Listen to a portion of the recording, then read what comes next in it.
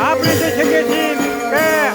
અમારા હીરાપુરા અમારા ભાઈઓના સ્વામિનારાયણ મંદિર મિત્રો અષાઢ વદ બીજથી આપણા સ્વામિનારાયણ ભગવાનના આ હિંડોળા ઉત્સવ ચાલુ